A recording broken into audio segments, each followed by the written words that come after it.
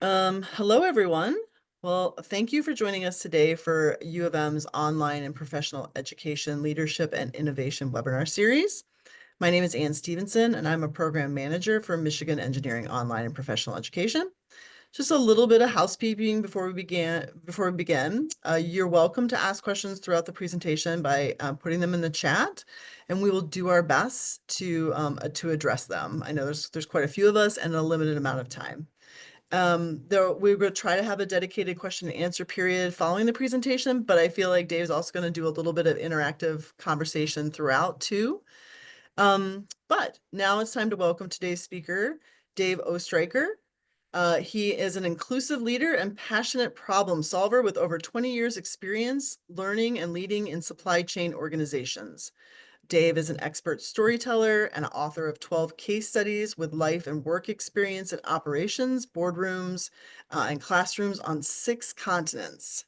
So now I'll turn it over to you, Dave. Awesome. Thank you so much, Ann, and welcome everybody. Thanks for making some time. We are going to talk about career design, and it's a very much a favorite topic of mine. Ann's introduction was way better than anything I had on this slide, but I'm going to kind of show you in a nutshell the result of the design that I've done on my life and the design that I've done on my career to show you kind of where I am today. And then we're going to go through the process of how I got there. So education, I am of course a proud University of Michigan alum, both from the College of Engineering as well as the College of Literature, Science, and Arts.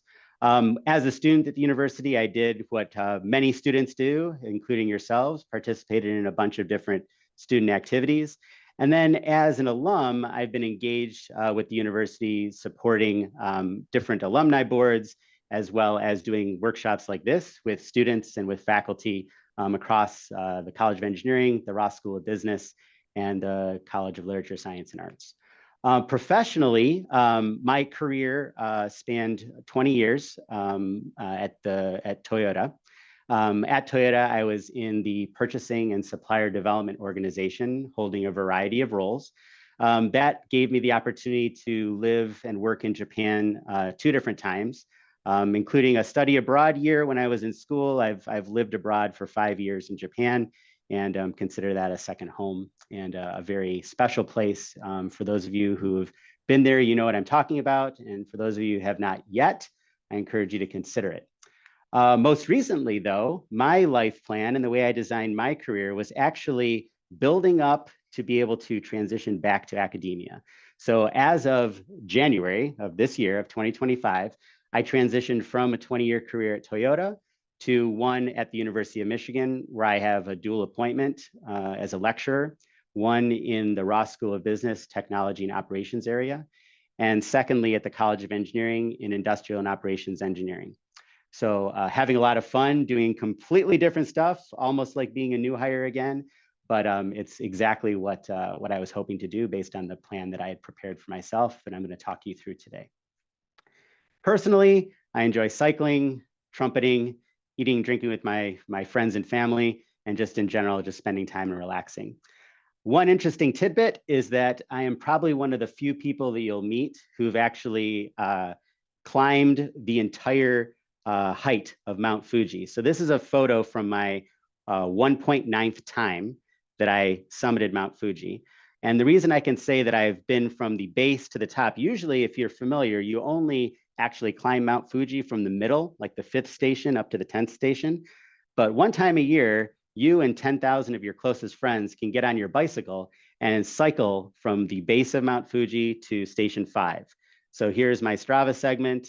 You can pretend to read Japanese, but that basically said I rode up Mount Fuji from the base to Station 5. So interesting tidbit, but you're not here to hear about this. You're here to hear about what we're going to talk about in terms of career design or life planning. So this is the entirety of what we're going to be talking about. I believe that Ann will drop into the chat a document that you can use to interact with, to kind of take notes on, see where we're going, see where we've been, and also kind of put all of your thoughts in one place.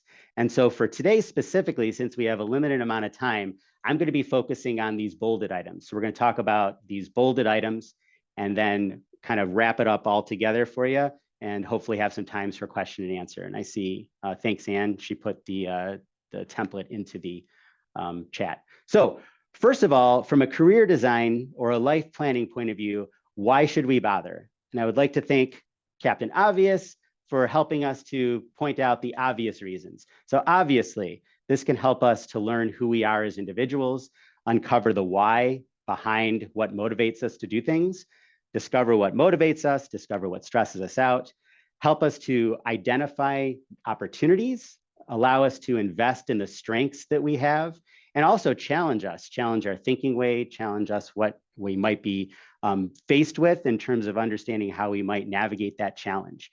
I've also used this document, frankly, to explain myself to others. I've explained myself to some of the folks that are on this call who were my supervisors when I was working at Toyota, to help them understand who I was as an entire person and where I wanted to go. I also think that's a whole bunch of fun. And why not do this? I even used this document when I first met my now wife to explain to her kind of what I was thinking about in terms of my own life, to see if that might jive with what her goals were. And thankfully, she not only said yes, but she also then said yes.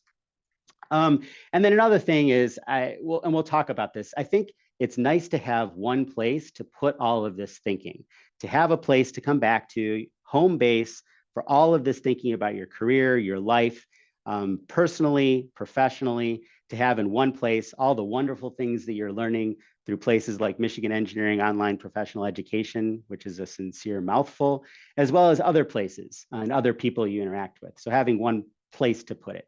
So these are the obvious reasons, but I want to talk a little bit about the not so obvious reasons. And I've enlisted Anne to help me with this. So Anne, she got a precursor of what we're talking about, because we're talking about first grade. So Anne, can you come off mute and let me know a little bit about your first grade experience? Like, who was your teacher? Where was your school at? What do you feel comfortable sharing? Sure. Well, I attended Clinton Elementary in Ann Arbor, which is no longer there, but it was at one point Clinton Elementary. And my first grade teacher was Mrs. Hobb. And I remember we spent a lot of time on early reading, alphabet, things like that. Yeah. Awesome. Well, hopefully, maybe that sounds a little bit like other folks' first grade experiences. But Anne, do you remember what you needed to do to like what did you need to do in first grade? Like to get were you going somewhere? Was there something that was coming next? I was trying to get to second grade. You were trying to get to second grade. Okay, well, I think we can safely say, congratulations to Anne. I'm sure she went to second grade as well as many, many other grades thereafter. But I think this is kind of the point, right? When we're younger, when we have this plan that's made for us, it's very clear what we do and it's very clear what comes next. After second grade, we probably all went to third grade, but there was this plan. But now we're at a stage in our lives where we're thinking, okay, what's next? I've already gone through all the grades. Is what's next, and then what's next, and then what's next? So in a similar vein, Mrs. Hobb, I'm sure, would be very happy to help us in our current state of life. Hopefully, Mrs. Hobb is still with us. But maybe there's other folks that are going to be able to help us. Maybe it's not exactly clear what we need to do in this stage of life to get to that next stage that we're interested in. Maybe we don't even know where we're going to be, or why we might be interested in that promotion or changing to this or getting married or deciding on another child or a second house or whatever it is that we're deciding. But the point here is that prior to this stage of life, when we were younger, it was always just laid out for us. And now I will submit to you that we need to have a plan. And that plan is there's a template in the chat for you to take a look at, but we're going to go through several portions of this plan. We're going to talk about who we want to become. We're going to talk about what do we value and how you will know when you're on your way to becoming that person you want to become. Then who's can help you? Like Mrs. Hobb helped Anne, and we've had many teachers and coaches throughout our lives that have helped us. Who's going to help us now in this phase of life? And then what are some perspectives on you based on what other folks see when they interact with you? And maybe you see it and maybe you don't. And then we're going to do a very quick exercise to put our time where our mouth is and see how we spend our time. And then finally, at the bottom of the document, there's a long timeline in terms of what made you you. You are each a complex set of experiences over a variety of different dimensions. And those don't all come out necessarily in everything that you do. But it's a great reminder, not only to yourself, but to those who you trust to share this with, to be able to talk about you as a complete person. So the purpose is, again, to put all this deep, insightful, meaningful stuff in one place. This is just the format that I have found useful. You might find that there's something missing. There's actually an empty free space on here. You might also find that you want to rearrange things. Maybe a box is too big or is too small for you. That's totally fine. You can see throughout this presentation and on the document itself, it's all Creative Commons license. So you can feel free to use it, feel free to mix it, feel free to share it. I just ask that you don't sell it, because I'm not selling it right now, right? So don't sell it, and please let folks know that you got it from me. If this is useful, let folks know. And then obviously, most of the real heavy lifting, the real like planning is not going to happen in the 44 minutes we have left with each other, 40 or so minutes. It's going to happen on your own. And if you're like me, it's with a nice cup of coffee and a chocolate chip cookie, really thinking about sort of my life. And then finally, there'll be some opportunities to input into the chat some of the things that maybe you're thinking about. And so I challenge you by choice, if you'd like to contribute, please contribute what's on your mind. So that's kind of the format and kind of an overview of where we're going. So we're going to get started right off the bat, and we're going to talk about who do you want to become. So this is the vision section of the document. It's the top left portion. I've highlighted in red at the top. And basically, a vision is going to help us understand what direction do we want to go in. Because if we don't know where we're going, any road is going to get you there. So I don't know about you, but I've gone to several of these types of sessions before, and there's somebody standing up there who I think is super successful, and they say that they were in the right place at the right time, or they said yes to everything, or they got lucky in some other way. And I'm like, that's great, but I don't want to leave my happiness and my success, however I decide to manage my success or gauge my success. I don't want to leave it up to luck. I want to have a plan, and plans are meant to be changed, but I want to have something in place that I can get behind and be working toward. And that all starts with a vision statement. And so I would encourage you, we're going to be thinking, I'm going to give you some time to think about this, or to even maybe tweak a vision statement you might have for yourself. And if you already have a vision statement for yourself that you really like, I'd encourage you to create a vision statement collectively with your teams at work about what's the vision for your team. I've done that to some great success to understand what vision would be for a team. But here's our basic definition of vision. It's a clear and inspirational desired end state of you. So it's clear to you, it's inspirational to you, and if at the end of your time in this plane of existence, you've achieved it, then you have been successful. So the desired end state of you. I'd like to ask you that I'm going to give you some time to brainstorm this. I'd like you to construct it in present tense, as if you've already made this a habit, or you've already achieved this state of being. And to give you an example, I might say something like, I actively support each of my team members to achieve happiness in life every day. Like that might be a part of my vision statement. So with that, I'd like to ask you to take 4 minutes to brainstorm, and literally take these 4 minutes and brainstorm your own personal vision statement. And then we'll see if anybody would like to come back and in the chat share with us what they came up with. So please take 4 minutes and pretend there's some really awesome music happening, but I would encourage you to listen to music of your choice, because I'm not going to be able to pick music that everyone likes. But we'll come back together in a little over 3 minutes. All right, thanks everybody. Hopefully you got some good opportunity to start to think about the very, very fundamental piece in terms of vision, in terms of where are we going to, what is going to set up our career design, our life plan for success for you, defined by you. And so again, I've done this process for probably over 15 years. And my vision, spending a lot of time on it at the beginning, got tweaked a little bit, especially after I got married, had children, went through different life stages. But my vision was pretty consistent. but I would encourage you to take a look at this and flesh this out a little bit more. You're 4 minutes into that journey, or maybe a little bit longer. So that's our guiding North Star, our vision. Let's go ahead and talk about values. So we're going to talk about this briefly because frankly, values, and you can see it's in the upper right-hand corner of the document, but values are the things that you believe are important in the way that you live, work, and play.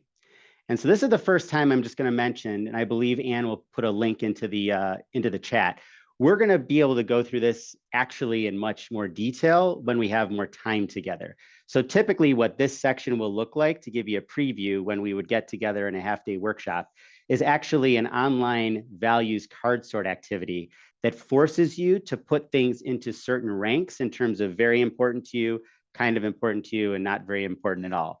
And there's so many values that, number one, this takes about 20 or 30 minutes to do, but it also really forces you to think about what do you actually value versus saying that all of these things are important. Because of course, we all know from our time in business or wherever we are in the working world, if everything is important, then nothing's important. If we need to do everything as a priority, then nothing is a priority. And it's the same thing with our life. It's the same thing with the way we design our career.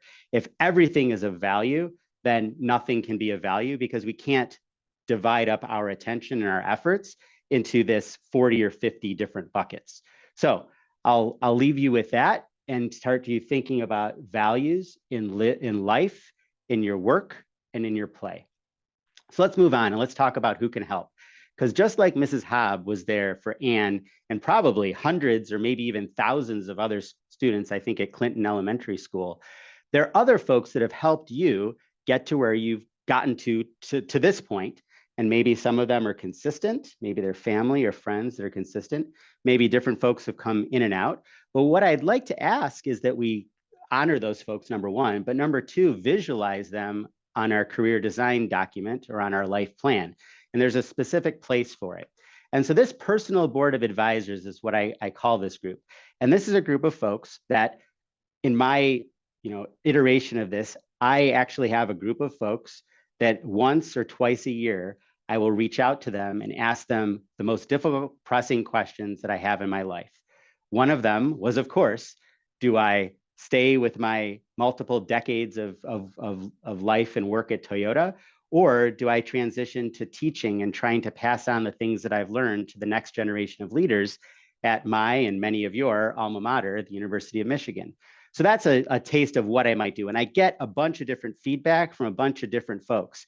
And I'll let you know that these folks are not the same folks that helped me get into my role at Toyota, or even that helped me get through some of my time living abroad. These folks are folks that I specifically have identified for the different life stages, for allowing me to be able to get closer and closer to my vision. And where that is in my life, these folks might be different. So there's another resource that I encourage you to check out. I can point you to this. Bill Burnett at Stanford University does something called life design. And one of the things that I've taken from Bill's work is that somewhere, someone is doing what I want to do. And sometimes it's just asking that person what their story is, and then making time to prototype an experience that would help me get closer just by a little bit to that ideal condition or that vision of my life. And so oftentimes when we do this portion of the workshop, I really ask folks to sit down and brainstorm about who, like in a perfect world, who would they have on their personal board of advisors? Because people are just people. And oftentimes, regardless of who they are, very few people actually reach out and make the ask and say, hey, would you mind giving me 10 minutes of your time? I have this very pointed question, or I'd like to talk to you about this very specific piece of your background. And sometimes it's just asking the question, right? And so when we spend time together in a workshop, we'll go through this in a little more detail. But one of the other key points about the personal board of advisors is if you're going to do it, you got to listen to the feedback, right? Because sometimes we get feedback. Hopefully, we're getting it from people who care about us, hopefully people that know us, but they might be telling us things that we may or may not be ready or willing to hear. But maybe if we take a step back and just stop and take a breath and listen, they might actually be saying something that's worth us actioning upon. And maybe it's a piece of it, or maybe it's the whole thing. But if you're going to go ahead, and I would encourage you to think about who would be on your personal board of advisors, to remember that if you make that ask, to really understand that there could be some tough feedback that comes back. But it's all good stuff to help us get closer and closer to the vision that we have for ourselves. So personal board of advisors, the people that can help, and they might not be the people that are currently in our life, and they might not be the people that got us to the successes that we are seeing today. So personal board of advisors. All right, so I come from not only an industrial engineering background, but a background in an organization that like measures everything. And so the middle section of this document toward the top is milestone management. How will we know that we're on our way toward achieving our vision? And so this is frankly like goal setting, right? It's pretty basic, but it's also very powerful because we're visualizing it. And I'd like to say that we have a personal path and a professional path, and that we break it up into short, medium, long-term, and even post-retirement. And you'll see on the document, I've arbitrarily assigned some time periods to those. And if you haven't downloaded the document yet, you can scroll up in the chat and grab it. Anne was nice enough to post it in there. But the idea here is that we time bound, and we're very clear about what it is we want to accomplish. And we create some metrics around this so we know if we've succeeded or if we still have a little bit left to go.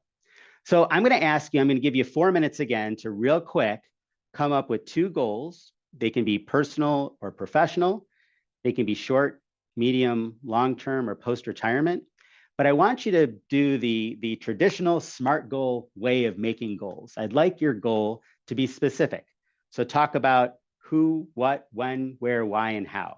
I want your goal to be measurable. So you know how much or how many, or how do you know that it's actually complete? I want your goal to be something that's achievable. It's not something that's out of reach, and it's also not something below your standards. So I might want to run a marathon, but I'm not going to ever run a marathon as far as I clearly understand about myself and creating goals. And it should be relevant. How does your goal link to your vision? If your vision is who you ultimately want to become, how is this goal either professionally or personally relevant to you? And then again, time bound. So having it bounded by a time frame that you want to complete it by. You might not get all the way there, but if it's specific enough and you can understand what portion of it you've gotten to, you know what's left to do. So with all that talking, I'd like to ask you to spend 4 minutes and come up with 2 goals for yourself. If you want to share them in the chat, you're more than welcome to share them in the chat. Obviously, as you broadcast to the internet, your comments, there might be accountability partners that will hold you to it, but these are your personal things, and I respect, of course, your privacy. But if anybody wants to share their goals and be held accountable by this group and maybe others, please feel free to do so. And we'll come back together in a little over 3 minutes. Oh, very cool. All right. Please take a moment to look at the chat if you had check a second. Those are awesome. So thanks. If anybody wants to share, that's totally great. But this is a great time in our time together for this quote by the Italian-born French poet Guillaume Apollinaire. And hopefully I didn't hurt Guillaume's names too bad. But he wrote, "Now and then, it's good to pause in our pursuit of happiness and just be happy." So I think this is a great point because we can have analysis paralysis. We can plan, and never do anything about anything. So I think this is a great time, and especially on this portion when we're talking about goals, to remember that, hey, thank goodness we're alive. Let's make sure that we live a great life and that we get it what we want, but we also make sure that we're actually living life. So I love this quote, and I take this to heart, especially when I'm thinking about and planning and trying to put all these different pieces together to try to enjoy time with my friends and my family. So here is the understanding of milestone management. How will you know you're on your way? Getting goals, getting them visual so that you can hold yourself accountable. And if you want, share it with your personal board of advisors and have them help you along the path. I saw a question in the chat from Colleen about an example from my personal board of advisors. So I'll tell a quick example story and then we'll move on. So I asked, there was a time when many of you who are on the call, and thank you to those who've made time to spend live with us, and thank you also to the folks who are watching the recording later on. Many folks will remember Toyota in North America had a major change of where we were located and where we were doing business. And so I was living in Cincinnati and had just finished building, renovating a home downtown. It was our dream home. And then found out that we were actually, our role was going to move to Michigan. And so I asked my personal board of advisors, does my family and I stay in Cincinnati where our whole, much of our family was, that's where all of our friends were, or do we come, back and move to Michigan? And one of the individuals from my personal board of advisors asked the question that made the decision finally very clear to me, because I had been struggling through the question for months. And the question was, Dave, is it going to be easier for you to build a new professional network and have a new way of folks thinking about you, like you're in a new company? Or is it going to be easier for you to make new friends in a new geography? And I was like, wow, this is a super easy question. My reputation within Toyota at the time, and I hope still, even though I've moved on, I was quite proud of. I didn't want to start over and do that all over again, which is what I'm doing now. And I thought that I could meet people and make friends a whole lot easier than I could build up a new reputation. And my personal board of advisor member, one of them brought that to light for me, and it was fantastic. So thanks for the question. Let's move along and talk about perspectives on you. So this whole section, and for me on the document, it's a pretty big chunk, because for me, I found it very interesting to use the variety of tools that are out there. Think like Myers-Briggs, Enneagram, the color matrix, 360-degree evaluations, like the list goes on and on. But I've found them to be very interesting for me to think and take a step back and understand, how does this tool view me? Because this tool is probably viewing me similarly to how other people might view me. And in some cases, I kind of poo-poo what the tool says. In other cases, I'm like, oh, that's pretty interesting. So again, you've probably had an experience or exposure to one or many of these tools. I would encourage you to put the output on your career design plan or on your life plan and reflect on it and consider, what is your stress behavior? How do you behave under stress? And is it different than when you behave when you're in a state of flow? What gets you into a state of flow? All of these different things. And we'll be talking about these more when we have more time to talk about them. But that's what goes in this section, perspectives on you. All right, so moving along to the next section, which is one of my favorites. It's the only section of the document that's clearly rooted in the present. And so the question that I'm titling this is the way you spend your time today in line with your vision? This is a very simple question. Let's kind of dig into it a little bit, because I would submit to you that we all have the same amount of time in a week. If you don't have the same amount of time that I wrote on the slide, or if I did the math wrong, feel free to let me know.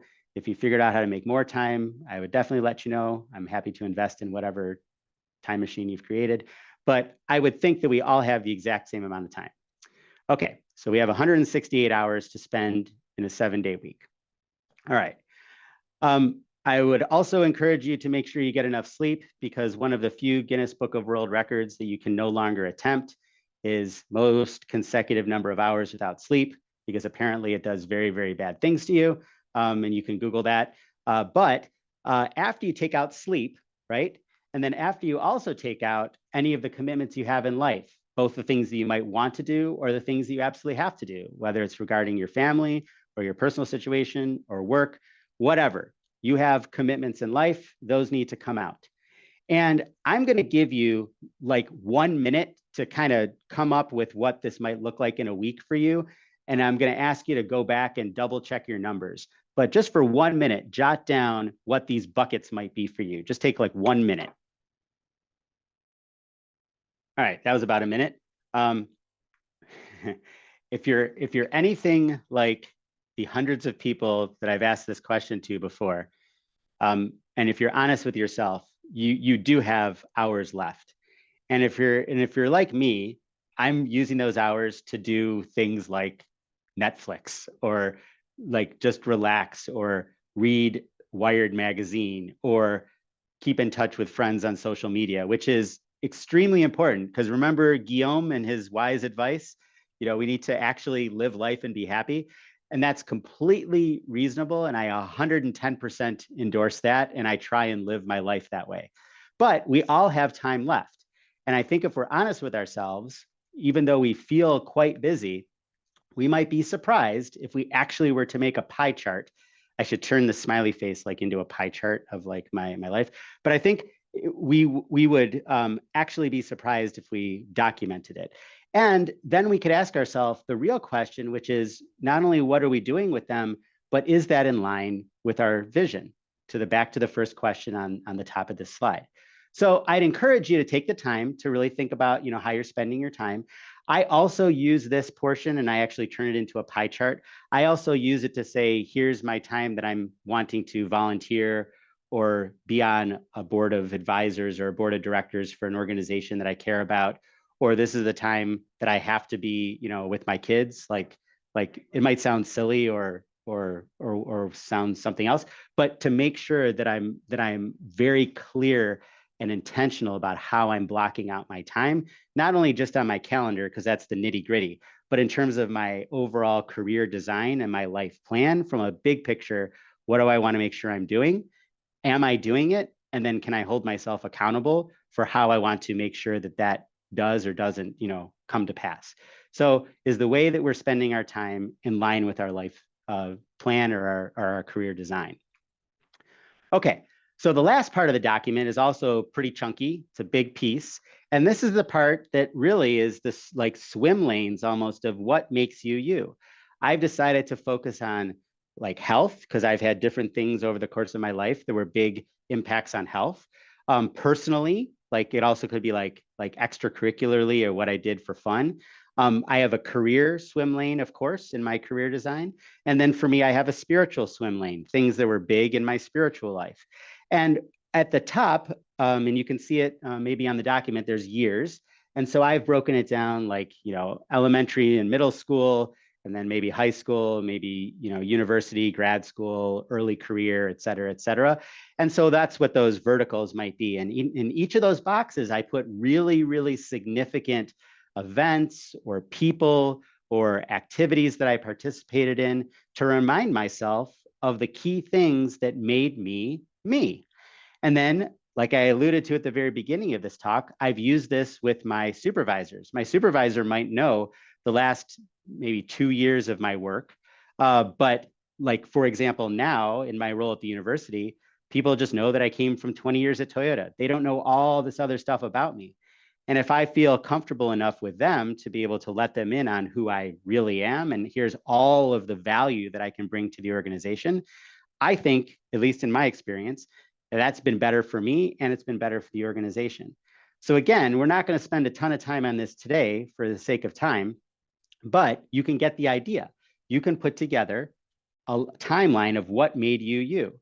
And I use this, like I said, with when I was courting my now wife, because I also have this go out into the future. You'll see that on the document, that it also talks about time blocks into the future that relate back to the goal setting section, that then relate back to the vision section. So this whole document ties itself together in one story about who I am and where I'd like to be going. So that takes us to the end of the document, but I'd like to just summarize and make a couple more quick comments. In summary, here are the different portions of the document. We specifically went through the ones with the yellow arrow, and I did it on purpose. I wanted to give you an idea of why we should bother doing this. I wanted to set us up in terms of what is our vision. Who do we want to become? Because as you saw, this all is very fundamental to the rest of at least the way I think about my career design and my life plan. And then linking to goal setting. So how will you know that you're on your way, personally, professionally? And we talked about SMART goals. And then finally, again, tying this whole thing together with putting our time where our mouth is. How are we actually spending our time now? And how does it relate back to the goals that we've set? And then how does that relate back to our vision for ourselves? Because I really think that this is something that's worth doing. And I'm super excited about where I've gotten to so far in my life, but I'm also super excited to what I can bring to the University of Michigan and to students and to faculty, frankly, for what might be coming next. So again, once I get through this semester of teaching, you'll find me at a cafe revisiting my life plan and putting together what's going to be happening for the next 3, 4, 5, 10 years of my life now as an academic. So with that, I wanted to bring us back full circle to why. So it was very clear when we were in first grade, we went to second grade, but now I submit to you, it's not so clear. So what's next? It could be any number of these things or anything else. And I want to just, reframe again that this simple question has quite a complex answer. And it's all about you. You're the only one who can do this, unless, like I said, something miraculously just falls into your lap. But I would rather be in the driver's seat of my life. And so I want to wish you best wishes along your life's journey. And I want to remind you that your journey is by design, because daily it might look like this. It's rough, right? Life is rough. Having 3 little kids, I know life is rough. That's I love them, but it's super stressful, right? But if I take a look at my life in months, I can see this trend, this trajectory. And then if I zoom out and I look at it in years, it's looking like, oh, I'm actually making progress. And then when other people take a look at my life in decades, they're like, wow, Dave, what an amazing thing that you've done. What an amazing set of accomplishments. And it's the same thing for you. I know it is. So with that, I want to thank you for your time. I want to remind you that success is getting what you want and happiness is wanting what you get. And I would like to ask you for the gift of your feedback. Please scan this QR code. It asks you 3 simple questions. What went well? What would you like to see improved? And was this a good use of your time? If you're watching the video, please also do this, because I want to understand if this was valuable to you from a video point of view. So with that, we've got time left, and I'm happy to ask any questions, answer any questions, and I'll defer to Anne to take a look at the chat while I take a drink of water.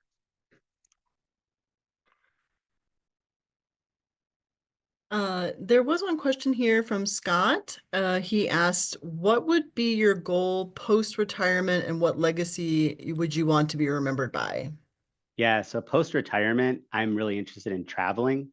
I'm also, so traveling to me, it's not clear if that means like live on a cruise ship or get an RV and drive around and visit my kids, because it'll also be dependent on like what my kids are doing and where my kids are. Because like I said, I have this goal of travel and a lot of travel, but my plan will continue to kind of like merge or gel with other things based on other things in my life. Right now, being at the University of Michigan, there's a lot of things that I want to do that I think I can do prior to retirement, that I think I could also continue into retirement depending on my age and my level of activity. But I'm really passionate about bringing, frankly, some things that Toyota does and the thinking way of Toyota to more and more people, because I think that it can make people's lives better, make organizations better, and make the world a better place. So that's my answer.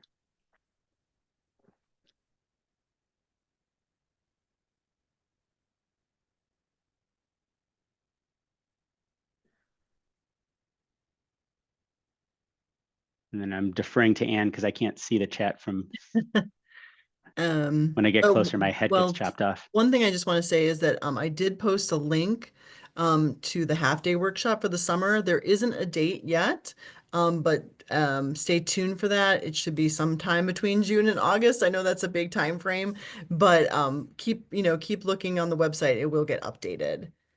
And again, just for folks, that'll be a lot more like doing. So today was a lot of introduction and thinking. And frankly speaking, I would really be interested if folks actually join that and have gone through this sort of thinking to really give yourselves a kickstart. Because like I said, I do this process. I've done it for 15 years, probably more than 15 years now. And I do a deep dive one day with myself once a year. And then several times throughout the year, every time I do this type of a workshop, I'm revisiting that life plan. So it's not a static thing. It's something that's alive and always sort of being tweaked based on what happens in my life. There's a question from Colleen. Have you come across any social learning tools that help to promote this methodology so it's elevated beyond a workshop framework, so that others can become stewards of this momentum? Yeah, so thanks, Colleen. Great question. So I mentioned the work that's coming out of Stanford. There's actually a class like Design Your Life. That's focused on running small experiments to be able to get you closer to that vision or that ideal. Each piece of the document, I cobbled together the document based on things that I learned over time from things like this, where I was like, oh, that's really interesting. I should probably put that into my life plan document. So for example, vision setting, there's a whole bunch of stuff on vision setting. Values work, there's a ton of stuff on that. How to have a personal board of advisors, there's entire stuff on. So each of those can be sort of deep dived into. So if one of those is really of interest, you can find a whole lot of literature on each of those. But my point is really just to start by starting. I really feel like just starting this thinking process and having a vision and spending some time there will get you like 80% of the way. Then then you actually have like a plan that you can kind of put your mind toward. And then when you get an offer to do this or that, you can say yes or no because it's aligned or not aligned with what it is that you're doing. So anyway, that's how I've treated this. Thanks for the question. I have a question from Catherine. Do you have any thoughts about how one might evaluate multiple goals in order to give them the right priority or rank for attention? Yeah, that's a great question. So I would go back to the vision piece and understand. So this is exactly what I would do when I got an opportunity to be invited to a board or asked to sit on a committee or be involved in the planning for a conference. So those three things are actually happening right now. And I only said yes to one of them. And the way I did that was I thought about, okay, sitting on this board, at the current point in time in my life, that isn't actually going to get me anywhere closer to my vision. Being on this committee, it was the exact same thing. It was easy. But helping to plan this conference is very much related to what I want to be doing long term with the people that I want to be involved with long term and building relationships with. So that's something that I said yes to. And so again, I think we all have that set amount of time. So we can also go back and go and see, like, do we have 3 hours a week to spare? Or do we have 6 hours a week to spare? Those are very different. Those might allow you to say yes to two things. And then you can start to plan those two things and understand the value that you're going to get from it. But again, I go back to the vision, and then that allows me to make decisions based on what it is that I want to be doing. And I've tried to give a specific example based on what I'm seeing as my next sort of goal in my life. Thanks for the question. There's a question from Ashley. What can you do to help yourself define a personal vision? For example, what if you don't enjoy your job? Do you take pieces of it that you like to help you figure out what to pivot to? All right. So to answer Ash's question, when we talked about the vision, right, we were specifically saying clear and inspirational desired end state of you. And then the example I gave was around, actively supporting folks. So what is it that really inspires you? So for me, it's engaging with others, with teaching others. It's with understanding how to develop people and not only help them along, but sometimes give them a little push, challenge them. So these are all things that are in my vision statement around development of people. And so exactly like you mentioned, Ashley, there's an entire body of work on job crafting by the person who's actually sitting in the office right across the way. So if you look up job crafting, you can find information about how to, within your current role, try to figure out different pieces that you can put together that are exciting for you and that are valuable to the organization. And so it's a win-win. but then taking a step back and saying, okay, but what is my actual vision? And that can be sometimes achieved within whatever organization, because I have a great story of a friend of mine who went from big reputable company to big reputable company, not being able to find, fulfillment. And it wasn't until he started or was part of starting one of, it's called Give Back Cincinnati. So those of you in the Cincinnati area will know Give Back Cincinnati. It's the largest young professional volunteer organization, I think, in the country. And until he started that with a bunch of friends and did that on the side, his life wasn't like, he wasn't fulfilled. But then as soon as he started doing that, it didn't really matter what his 9 to 5 was. So as insofar as they, treated him reasonably well, because he was getting all of his fulfillment in life from this nonprofit that he was doing for fun in evenings and the weekends. So that might not go for everybody, but it's this idea that we can not only expect, just like we can't expect our life partner to be our friend and the person we go and go out drinking with, as well as go to the bowling alley with, as well as go on vacation with, as well as have all. They can't be everything necessarily, because that's too much to ask. It's the same thing maybe about our particular job. It might not check all of the boxes, but does it check the ones that are the basics? And then can we get other fulfillment and other things that we're able to make time for in our life? And this document is, I think, a great way to start to visualize and answer those questions. All right, we got like less than a minute. Anything else? There was one more question. How has your experience at the University of Michigan contributed to your knowledge about personal development? So I started working here full time like 1.5 months ago. So I didn't know what I didn't know, but I also very much enjoy being in front of students and helping students to think differently about organizations and operations and problem solving. And so I'm looking forward to being able to provide a better answer to that once I actually have some more experience. But so far, so good. And again, wish you all the success in the world, but I really wish that you have happiness. So thanks, everybody. Yeah, thank you so much for everyone for joining us. Thank you to Dave for great insights. We hope to see you at the half-day career design workshop in the summer. Please check back on our website for more information and have a great day.